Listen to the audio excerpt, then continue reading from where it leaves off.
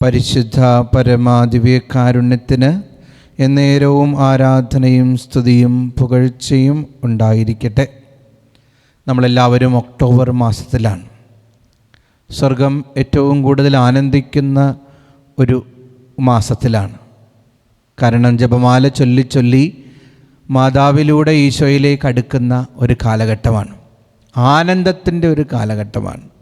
വിശുദ്ധിയുടെ നിറവിലേക്ക് കടന്നു വരുന്ന ഒരു കാലഘട്ടമാണ്.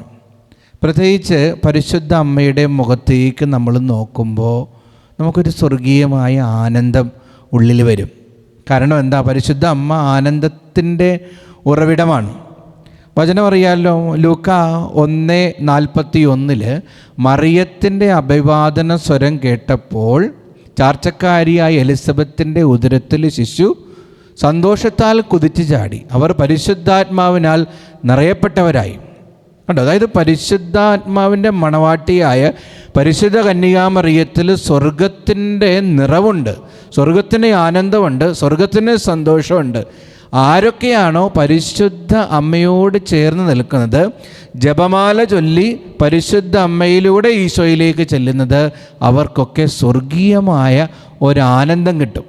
യോഹന്നാൻ 2-ാം അധ്യായത്തിൽ കാനായിൽ വെള്ളം വീഞ്ഞാക്കുന്നൊരു അത്ഭുതം ഉണ്ടല്ലോ.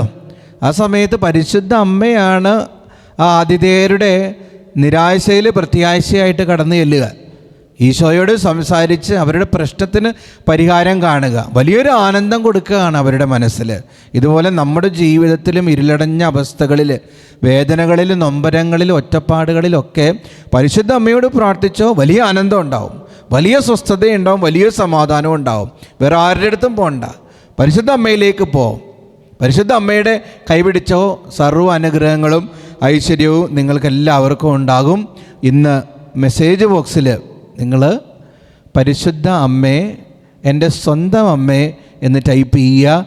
പരിശുദ്ധ അമ്മയുടെ മധ്യസ്ഥയിൽ നിങ്ങൾക്ക് സർവ്വ കൃപകളും സന്തോഷവും സമാധാനവും വിടുതലും സ്വർഗീയ കൃപകളും ലഭിക്കട്ടെ എന്ന് ആശംസിക്കുന്നു.